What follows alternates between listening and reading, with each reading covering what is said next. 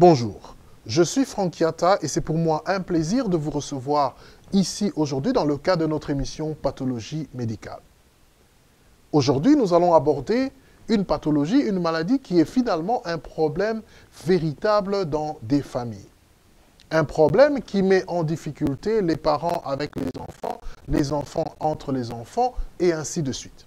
Beaucoup de couples, beaucoup de familles, beaucoup d'enfants ont eu à faire face et continuent à faire face à ce fléau qui dérange énormément, qui dérange la vie en couple, qui dérange la vie dans la communauté, dans les échanges, dans les interactions entre les membres d'une famille et d'une communauté. Alors qu'en Afrique, cette maladie a souvent été considérée comme venant des mauvais sorts de la sorcellerie et de ce genre de choses, en Europe et en Occident et aux États-Unis, cette maladie n'a pas beaucoup trouvé d'explications, que ce soit scientifiques ou génériques, pour arriver à comprendre. Aujourd'hui, Dieu merci, un grand nombre d'études scientifiques commencent à donner une source, une responsabilité génétique aux problèmes que nous allons voir ce soir. La maladie que nous allons aborder aujourd'hui s'appelle l'autisme, autrement appelé trouble du spectre de l'autisme. Pourquoi? Parce qu'il s'agit non pas seulement d'un trouble, mais d'un groupe de troubles qui dérangent le développement de l'enfant, ou le neurodéveloppement de l'enfant. Nous disons de l'enfant parce que les signes commencent à se manifester autour de l'âge de 2 ans et demi, 3 ans de l'enfant, mais ces signes vont rester et perdurer généralement jusqu'à l'âge adulte. L'autisme se caractérise par 3 types d'altérations principales. Il s'agit des altérations dans les interactions sociales, il s'agit des altérations dans la communication, que ce soit la communication verbale ou non verbale. Il s'agit aussi des altérations dans les activités restreintes, dans les activités stéréotypées et dans les activités répétitives. Nous l'avons dit tantôt, ces signes apparaissent autour de l'âge de 2 ans et demi, 3 ans de l'enfant. Et quand ils apparaissent, ils peuvent être un seul trouble ou plus d'un trouble au même moment. Et à des intensités différentes. Il faut noter que les garçons souffrent plus de l'autisme que les filles. Sur 5 personnes souffrant de l'autisme, vous trouverez 4 personnes garçons ou 4 garçons et généralement contre une fille. On dit que 70 à 80% des cas des personnes souffrant d'autisme présentent aussi un retard mental ou une limitation intellectuelle. L'autisme est aussi appelé par certaines personnes pathologie de l'intérieur. On l'appelle pathologie de l'intérieur parce qu'on peut considérer l'autisme comme l'image de la face cachée ou la face apparente de l'iceberg. Cela est comparé à l'autisme parce que le comportement dérangé que vous voyez à l'extérieur ou les signes de troubles de langage, de troubles d'interaction sociale ou de troubles de jeu, de troubles divers, ne sont qu'une seule petite partie qui émerge, alors que les véritables causes de ce trouble se trouvent cachées, se trouvent à l'intérieur. Il faut noter que une étude récente aujourd'hui est en train de suggérer que l'autisme serait transmis à l'enfant par l'un des 2 parents, selon un principe qui de plus en plus est en train d'être compris maintenant, qu'ils appellent l'empreinte génomique. Nous n'allons peut-être pas parler de l'empreinte génomique au cours de cette émission, mais c'est un principe qui dit que pendant la fécondation de l'œuf ou du nouvel enfant, les informations des parents sont reçues sans être changées. Et ce type d'information de chaque parent, une copie génétique de chaque parent qui est transmise à l'enfant sans être changée, reste inactivée pendant toute l'existence de l'enfant. Ça veut dire quoi? Ça veut dire que tel que je suis ici, mes chromosomes et mon paquet génétique qui a reçu un peu de mon père et un peu de ma mère, et qui font mon identité génétique à moi, permet que je puisse développer mes propres protéines et que je puisse vivre. Mais ce principe d'empreinte génétique dit que en moi, il existe aussi une copie identique de mon père qui est là et une copie identique de ma mère qui est là. Elles sont inactivées, ces copies, mais elles sont là. C'est pour ça qu'on appelle de empreinte génétique, empreinte génomique. Ce n'est pas le sujet de ce soir, nous en parlerons peut-être une autre fois, mais ce principe dit que cette théorie d'empreinte génomique serait à la base de la création de phénomènes de l'autisme.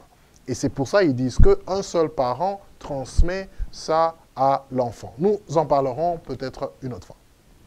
Le problème avec l'autiste ou l'enfant qui souffre de l'autisme est que ces enfants ont un problème de perception. La manière qu'ils perçoivent l'environnement et le monde autour d'eux est différente de la manière dont d'autres personnes le font. Ça veut dire qu'ils ont un équipement. Rappelez-vous que la maladie consiste à un défaut ou une anomalie de neurodéveloppement. Donc, leurs neurones se développent lentement ou pas ou différemment. Ce qui fait qu'à cause de ce mauvais développement du système neurologique ou de l'équipement génétique, ces enfants perçoivent différemment. Je donne un exemple. On va en parler dans le cadre de l'émission un peu plus tard. Des personnes qui ne sont pas autistes peuvent interagir avec deux genres d'informations. Par exemple, quand tu me parles, je peux écouter la voix et mon cerveau peut procéder ou calculer la voix et reconnaître que c'est la voix de telle personne, de mon ami, de mon père, de ma mère, de tel membre de l'équipe ici, au studio, etc. Et au même moment que tu me parles, mes yeux peuvent aussi regarder à gauche ou à droite et savoir, voilà, il y a un mur blanc ici, voilà, il y a une caméra ici, voilà, il y a la lumière, il y a un micro ici et là. Donc, mon cerveau a la capacité de procéder plusieurs événements au même moment. Je peux, pendant que tu me parles, je t'écoute, je réfléchis, mon cerveau identifie qui me parle. Au même moment, je peux aussi écouter s'il y a un bruit dehors. Je peux aussi entendre le bruit dehors et savoir que ça, c'est une radio, etc. Je peux aussi, au même moment, voir que devant moi, il y a telle chose. À cause d'un certain développement de mon système nerveux qui peut procéder toutes ces informations au même moment. Les enfants autistes ou les personnes autistes ne procèdent pas comme ça. Généralement, ils procèdent élément par élément. C'est-à-dire, pendant que tu lui parles, son cerveau est concentré à écouter ce que tu dis et il ne peut faire que ça.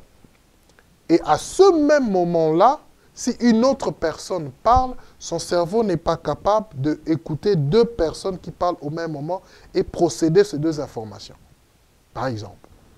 Ou, quand tu me parles, le cerveau de l'autiste n'est pas capable, en ce moment-là, de regarder aussi une caméra et de réfléchir, il y a une caméra ici, qu'est-ce qu'elle est en train de faire? Il ne peut pas. Il peut soit uniquement t'écouter, soit uniquement réfléchir sur la caméra.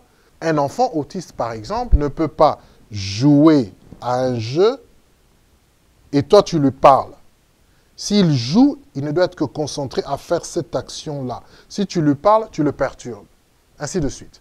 Et la raison pour laquelle j'explique ces choses, c'est que la science commence à nous expliquer exactement comment est-ce que ces personnes vivent leur vie. Et si nous comprenons comment ils vivent leur vie, nous pouvons les aider. Ils ont des problèmes. C'est une déficience de neurodéveloppement. Ils ne sont pas équipés à réfléchir plusieurs fois. Ils ne sont pas équipés à faire plusieurs processus. Et c'est pour ça qu'il est plus facile pour un enfant autiste, par exemple, quand il fait une action, une activité, un jeu, il reste là. Et on va en parler plus tard encore, mais je voulais vraiment faire ça ici parce que ça nous permettra de comprendre. Vous trouverez par exemple ces enfants ne pas vouloir jouer avec d'autres amis. Ils vont être retirés et ils font leur propre jeu. La raison pour laquelle ils font leur propre jeu, c'est parce qu'ils ne peuvent pas jouer avec les autres. Quand ils jouent avec les autres, ils sont perdus. Les autres jouent rapidement, vite. Eux, ils ne peuvent pas procéder plusieurs choses. Et ça les embête d'être avec les autres. Ils préfèrent être avec eux-mêmes. Parce que leur vitesse est lente et ils sont même énervés, ils sont dérangés de jouer avec les autres. C'est ça qui fait qu'ils sont retirés. N'est-ce pas? Et quand ils font des activités, ils font des activités répétées. Quand il fait une chose, il va faire la même chose, il va faire la même chose, il va faire la même chose. Quand vous commencez à faire 2-3 choses, ça ne passe pas, etc. Donc, on va en parler un peu plus tard dans le cadre de cette émission et vous comprendrez un peu mieux ce que nous sommes en train de dire.